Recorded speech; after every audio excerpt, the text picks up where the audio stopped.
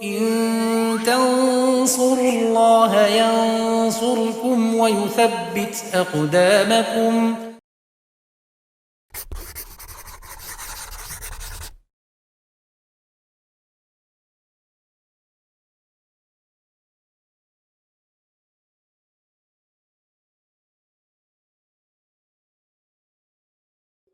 Bismillahirrahmanirrahim. Alhamdulillahirabbil alamin.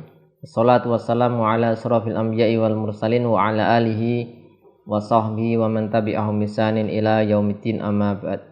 Pemirsa Yufid Edu rahimani wa rahimakumullah, kita lanjutkan pelajaran kita membahas fikih dalam mazhab Syafi'i dari kitab Al-Muqaddimah Al-Hadramiyah. Masih dalam bahasan syarat-syarat sah salat, yaitu yang ke-8, menutup aurat. Kita sebutkan rincian dari masing-masing aurat laki-laki, perempuan merdeka, dan budak perempuan. Kita masuk rincian pada auratnya perempuan merdeka. Kita ambilkan dari kitab At-Taqrirat As-Sadidah yang dikatakan auratul hurrah khamsatun. Aurat perempuan merdeka, ya, ada 5. Auratu al-hurrah.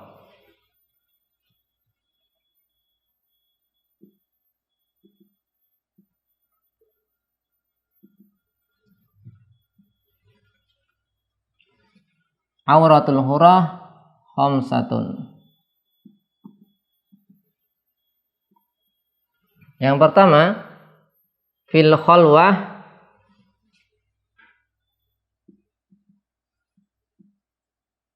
ketika sendiri, wa inda nisa,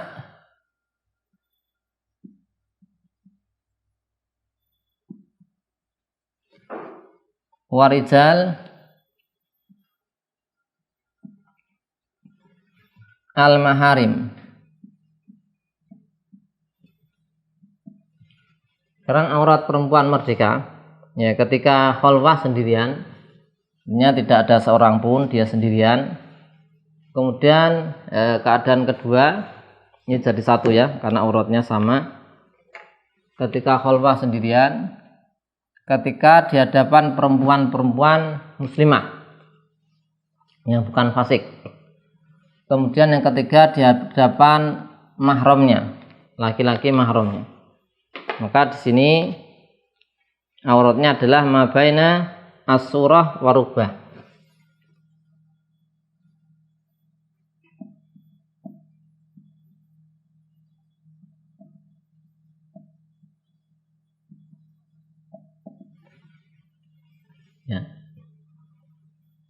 Ya, perempuan ketika sendiri, ya, dan ketika di hadapan perempuan lain, muslimah lain, yang muslimahnya tidak fasik.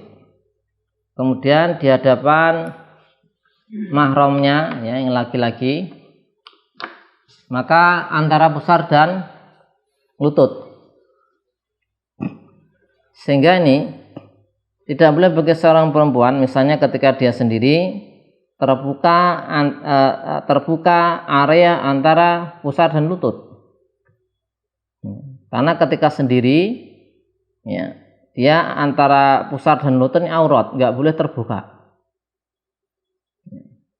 Ini tentunya suatu yang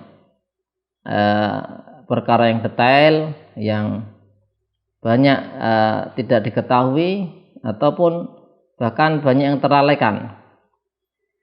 Karena sebagian mungkin menganggap kalau sendirian ya bebas saja, gitu, ya. Tersingkap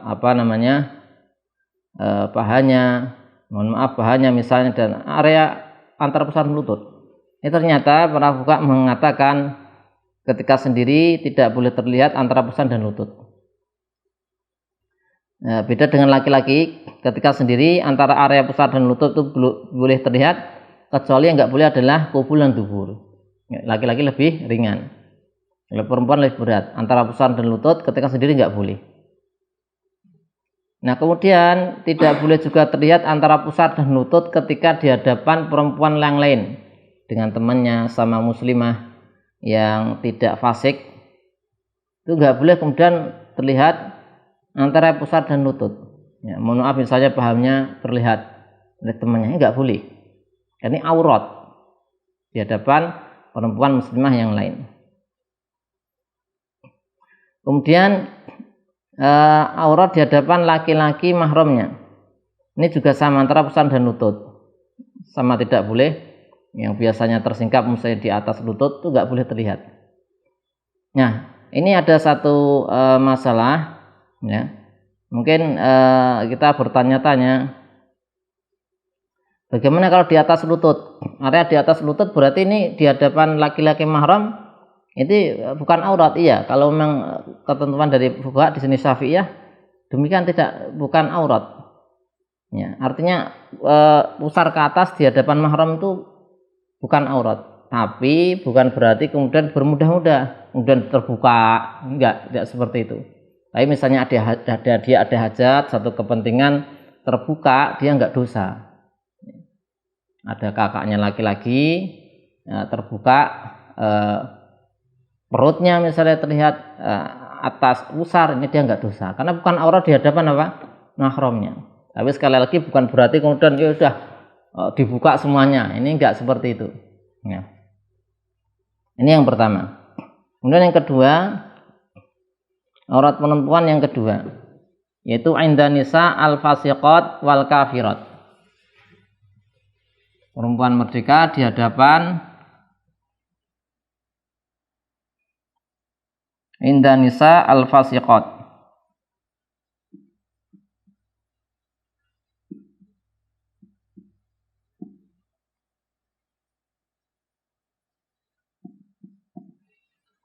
wal kafirat.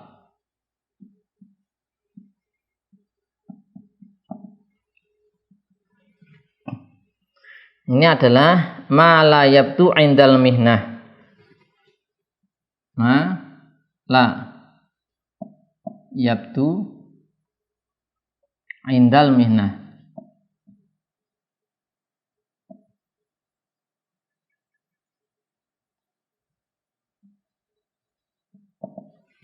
Ya. Ini ada dua keadaan ya. Perempuan merdeka di hadapan satu perempuan fasikot. Dia ada muslimah, ya, orang-orang Islam perempuan, tapi dia fasik, ya, melakukan dosa besar. Ya.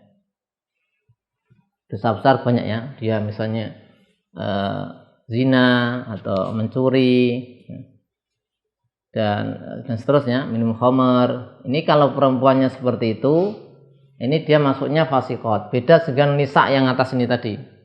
Ini kan yang tidak fasikot. Yang kedua di hadapan kafirat, perempuan kafir. Jadi dibedakan ya. Kalau ini nisa ini kan muslimah yang tidak fasik. Kalau ini sekarang muslimahnya yang fasik dan orang kafir. Nah, ini auratnya adalah sesuatu la yabdu yang tidak nampak ketika beraktivitas. Yang tidak nampak ketika aktivitas. Nah, yang nampak ketika aktivitas apa? Nah, ini di sini disebutkan alladzi yabdu, yang kita lihat yang biasa nampak dulu.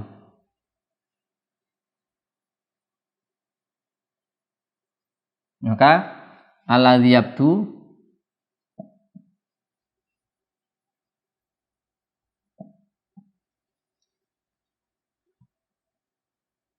ini misalnya ar-ra'su, kepala. Ar-ra'su. Kemudian wal wajhu, wal unuku, kemudian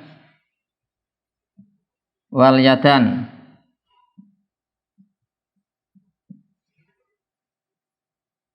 ilal adudain.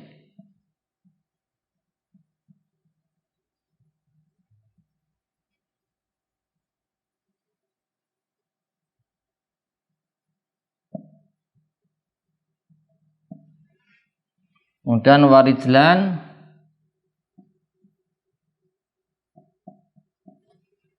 ila rukbatain.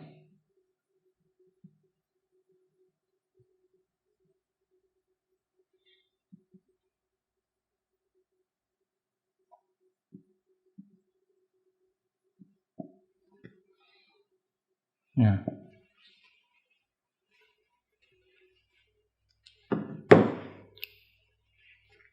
jadi aurat perempuan merdeka di hadapan perempuan fasik dan di hadapan orang-orang kafir, perempuan kafir adalah sesuatu yang biasa tidak nampak ketika beraktivitas.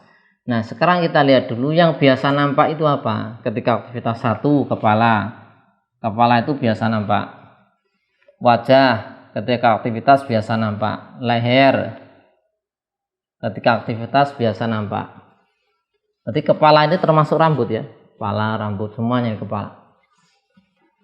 Kemudian tangan, kedua tangan sampai lengan atas. Nah, ini biasa apa? Nampak. Kaki sampai lutut. Jadi kaki dari ujung jari sampai betis. Ini biasa nampak. Nah, berarti yang ini ada ini sekitar 4 ini. Ini biasa nampak. Berarti selain ini auratnya.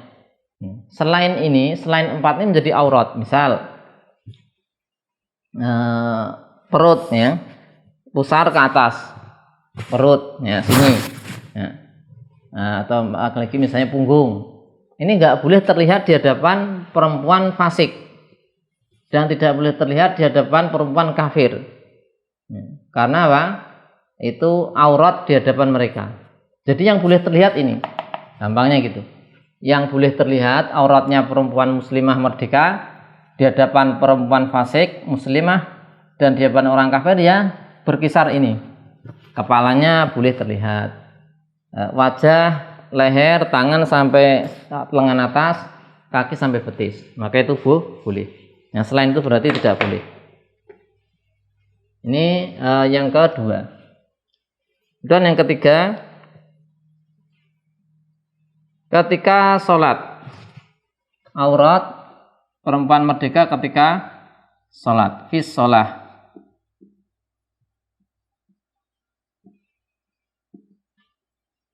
Maka ketika sholat adalah jami'ul badan illal wajha wal kafain.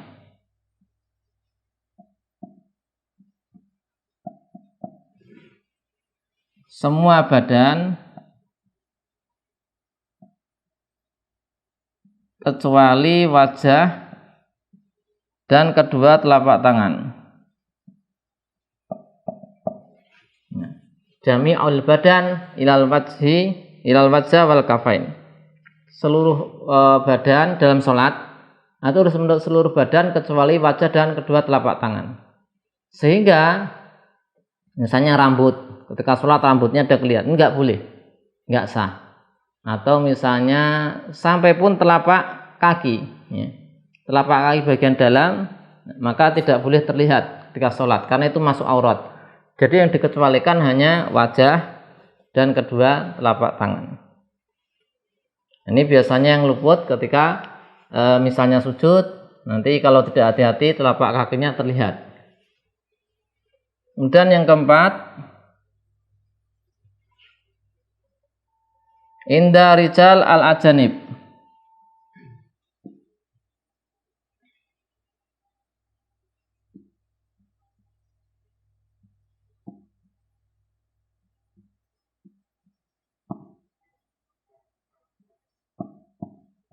Di hadapan laki-laki non mahram, perempuan di hadapan laki-laki non mahram.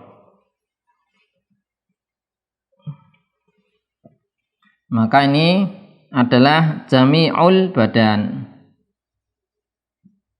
Jami'ul badan.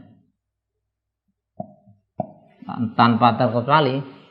Sehingga wajah dan telapak tangan, kedua telapak tangan masuk dalam kategori aurat. Ini dari sisi tidak boleh dilihat ya. Ya dari sisi tidak boleh dilihat. Jadi badan perempuan tanpa terkecuali itu haram dilihat oleh laki-laki. Ya, tidak boleh dilihat oleh laki-laki non mahram.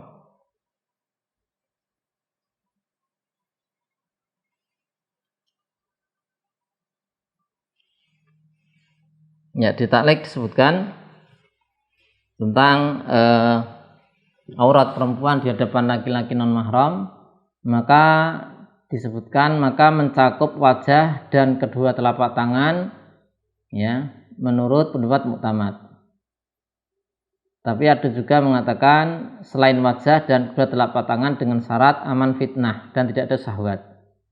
Dan juga di wajah tidak ada sesuatu, atau di wajah dan telapak tangan tidak ada sesuatu berupa perhiasan yang menjadikan indah, menarik perhatian. Jadi kalau menurut pendapat muktamad dalam mazhab Syafi'i, wajah dan kedua telapak tangan si perempuan merdeka itu adalah aurat dari sisi tidak boleh dilihat. Ya, kalau di Busra Al-Karim disebutkan secara hakikat bukan aurat. Wajah dan kedua telapak tangan hakikat bukan aurat secara hakikat, tapi harus ditutup. Tidak, maksud bukan harus, tapi harus aman dari dilihat oleh laki-laki non mahram. Jadi laki-laki non mahram tidak boleh melihat wajah dan telapak tangan si perempuan merdeka. Sehingga kalau tidak aman dari fitnah, maka akhirnya atau kesimpulannya ya tetap harus ditutup. Ya, harus tutup. Karena apa? Tidak aman dari fitnah, akan terlihat, maka harus ditutup. Kalau di sini dimasukkan dalam semua badan masuk dalam aurat. Kemudian yang terakhir, inda haliliha,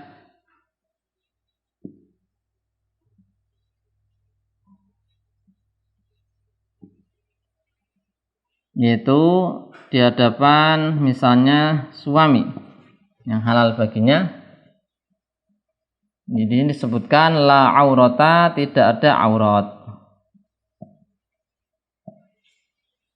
Ya, di hadapan apa? Suaminya. Ini 5 aurat bagi perempuan merdeka. Masih ada satu perincian, yaitu aurat untuk budak perempuan, meskipun di zaman sekarang ini kita saksikan tidak ada, tetapi sebagai bentuk yaitu penyampaian hukum, maka insya Allah akan kita sebutkan di pertemuan berikutnya. Sallallahu ala sayyidina Muhammadin wa ala alihi washabihi wasallam, walhamdulillahi rabbil alamin.